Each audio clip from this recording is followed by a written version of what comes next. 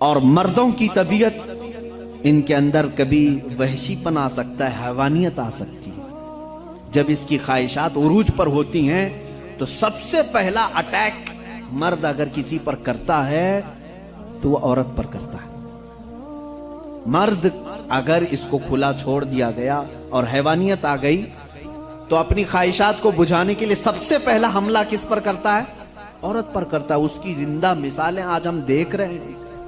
جہاں کسی تنہا عورت کو 4 گنڈوں نے پا لیا تو اس کے ساتھ کیا کرتے ہیں؟ کتے بھی اس طرح سے نہیں کرتے جس طرح سے یہ کر جاتے ہیں۔ اس کے ساتھ ریپ بھی کیا، زنا بھی کیا، خواہشیں پوری کی اور اس کو پھاڑ کر کے بھی پھینک دیا۔ جانور کوئی ایسا کرتا ہے؟ جانور بھی اس طرح سے نہیں کرتا۔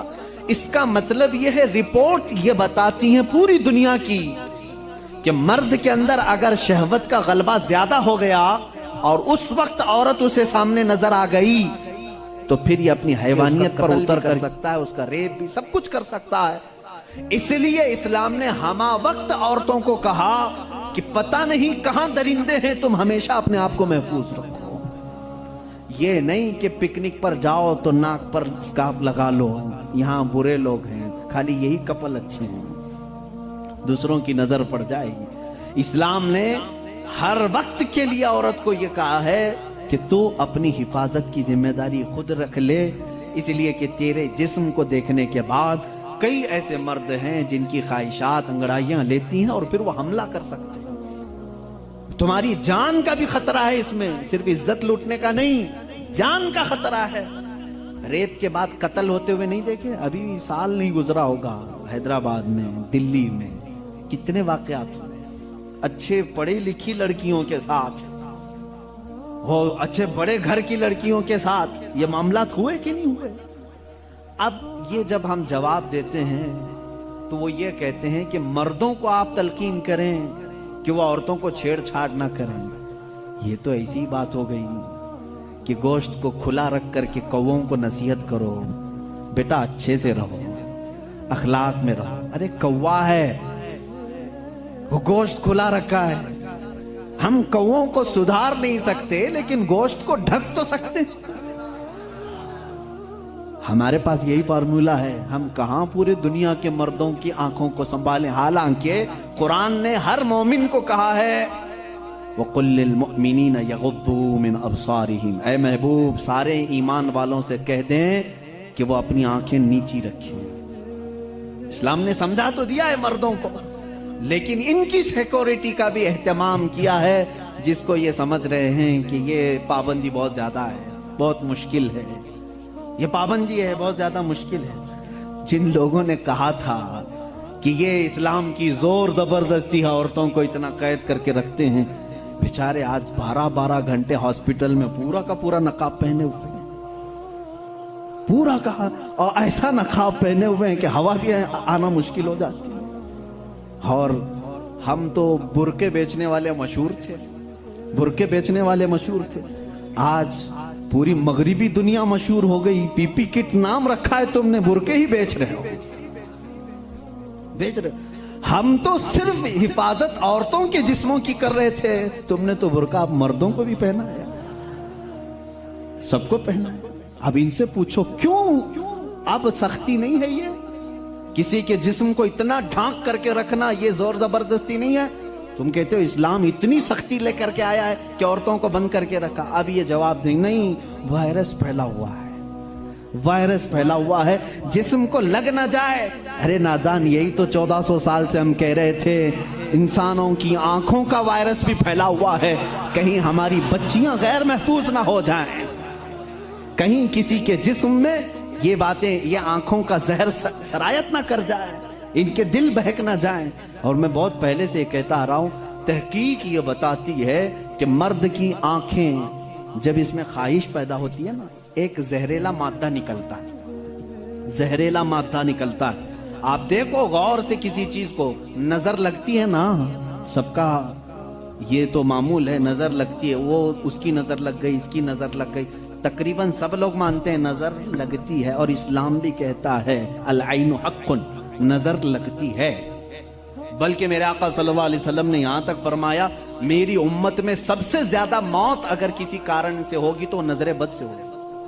حضور نے فرمایا ہے طبعی نیچرل ڈیتھ کے بعد، نیچرل طبعی موت کے بعد اگر کسی وجہ سے کسی بیماری سے سب سے زیادہ موت ہوتی ہے تو نظر بد سے ہوتی ہے. وہ پتہ نہیں ہوتا سب کو، اس کی علامتیں تک حضور صلی اللہ علیہ وسلم کی احادیث میں گنائی گئی ہیں. نظر بد ہو جائے تو کیسے پتہ چلے گا؟ جسم کے اندر کیسی تبدیلیاں ہوتی ہیں کہ پتہ چل گیا کہ نظر لگی ہے، وہ پھر کبھی میں عرض کروں گا. لیکن نظر لگتی ہے یہ سب کو معلوم ہے. اور جدید تحقیقات کے اعتبار سے بھی اگر میں آپ کو بات کروں، پھول کو اگر زیادہ دیر تک تم دیکھتے رہو گے تو مرجھا جائے گا، کیونکہ ہماری آنکھوں کا زہر اس پر پڑتا ہے اور اس کی طبیعت مرجھا جاتی ہے. وہ جتنا اپنے ٹہنی میں لگ کر کے جتنی دیر تک تازہ رہ سکتا ہے، تمہارے ہاتھ میں آنے کے بعد اتنی دیر تازہ نہیں رہے گا، کیونکہ کچھ بیکٹیریا ہمارے اندر ہیں اور آنکھوں سے نکلنے والی چیزیں بھی ہیں. اسی طرح سے عورتوں کا جسم اتنا نرم ہے اور نازک ہے کہ باہر کے زہریلے مادے ان کے جسم پر پہلے اثر کرتے ہیں. مردوں کے جسموں پر کم، لیکن عورتوں کے جسموں پر زیادہ اثر کرتے ہیں. اب کوئی وحشی درندہ جس کی نگاہیں زہر پھینک رہی ہوں اور کسی لڑکی کا جسم ننگا ہو، وہ بغیر لباس کے ہو، تو ظاہر سی بات ہے اس کے جسم کے اندر جیسی ہی وہ نظریں جاتی ہیں، اس کے دل میں بھی برائیوں کی خواہشیں پیدا ہونا شروع ہوتی ہیں. ایک طرفہ نہیں ہوتی یہ سب چیزیں. اس کے اندر جو خرابی آئی وہ اس کی آنکھوں کی وجہ سے. اسی لیے میرے آقا صلی اللہ علیہ وسلم نے فرمایا فَإِنَّ الْعَيْنَ تَزْنِي، آنکھ بھی زنا کرتی ہے. حضور صلی اللہ علیہ وسلم نے فرمایا آنکھ بھی زنا کرتی ہے. اب مجھے بتاؤ میرے عزیزو، اسلام نے اتنی جو حفاظت کی ہے عورتوں کی، اس کو تم کہہ رہے ہو زور زبردستی ہے؟ اسلام دین فطرت ہے، صرف وہی بات کرتا ہے جو انسان کے لیے سوٹیبل ہو، جو تمہارے جینے کے لیے اچھا ہو. اب میں آؤ تو میں تم کو یہ بھی بتاتا ہوں. کچھ لوگ یہ کہتے ہیں کھانے پینے کے معاملات میں بھی، اب یہ بات تھی عورتوں کی. اور ہاں یہاں پر میں یہ بات بتا دوں کہ برابری جس کو کہہ رہے ہیں نا، وہ برابری ہے نہیں. تم کبھی بھی اس کے جواب دینے کی بھی کوشش مت کرو. یہ برابری کس کو کہتے ہیں؟ ان کے سامنے رقص کرے، ڈانس کرے، برابر کرے. اگر مرد جو ہے کھلے عام گھومتا پھرتا ہے اور ننگا ہو سکتا ہے تو عورت کو بھی اتنا ہی ہونا چاہیے، عورت بھی اتنا ہی دکھائے. تو یہ تو ایسی برابری ہے کہ اتنا اگر شوق ہے برابری کا تو پھر ایسا کرو، اپنی بیوی کے ساتھ معاہدہ کر لو، 1 سال تو بچہ دے گی، 1 سال میں بچہ دیتا ہوں. یہ برابری کرنے کی چیز ہے؟ ارے سارا بچوں کا درد عورت ہی کیوں سہے؟ تم بھی تھوڑا سا پارٹنرشپ میں لے لو.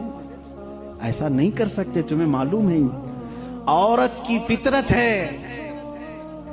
کچھ چیزیں ایسی ہیں اس کی ساخت میں، اس کے لیے وہ ضروری ہیں، اور اسلام یہ سمجھتا ہے کہ عورت کے لیے اس کے گھر میں رہنا زیادہ سوٹیبل ہے بنسبت باہر گھومنے پھرنے کے.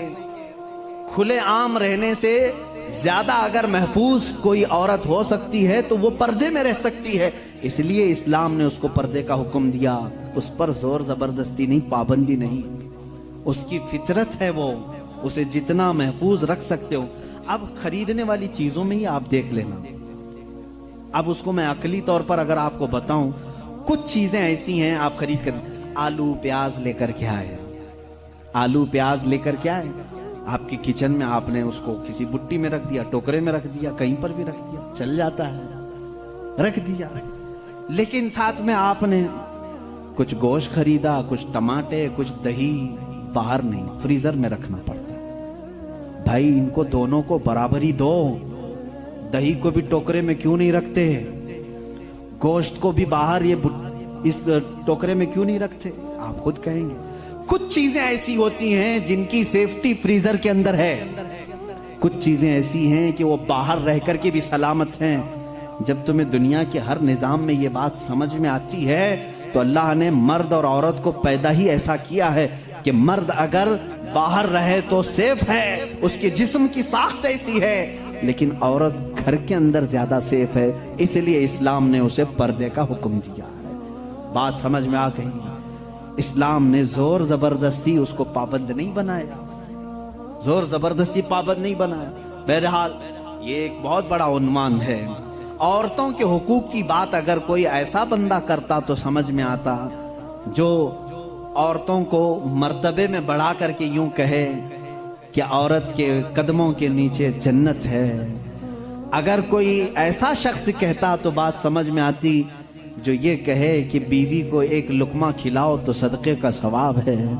اگر کوئی ایسا شخص کہتا جو یہ کہے کہ ایک بیٹی کو پال کر نکاح کر دو تو جنت واجب ہے، ان کے پاس یہ کوئی بھی چیز نہیں، بلکہ یہ جس عورت کی بات کر رہے ہیں ان کے لیے وہ اپنے نفس کی خواہشات پوری کرنے کی ایک مشین ہے بس۔ اور اگر میری بات صحیح نہیں ہے تو چلو مغربی دنیا میں میں تمہیں دکھا دوں کہ وہاں شادی کسے کہتے ہیں، طلاق کسے کہتے ہیں، بچوں کا نظام کیا ہے۔ کثرت سے پورے یورپ میں آپ کو میں بتاؤں وہاں شادی کا نظام تک ختم کر کے رکھا گیا ہے۔ جو لڑکی پسند آئی اس کے ساتھ رہتے رہو، بچے بھی ہو جائیں گے، 2 بچوں کے بعد وہ لوگ فیصلہ کرتے ہیں اب شادی کر لیں۔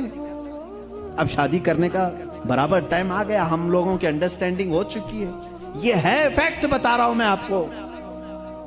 کئی ایسی شادیاں ہیں وہاں پر جو بچے ہونے کے بعد کرتے ہیں کورٹ میں جا کر کے۔ تو تم نے عورت کو برابری نہیں بلکہ اپنی خواہشات کی ایک مشین سمجھا ہے۔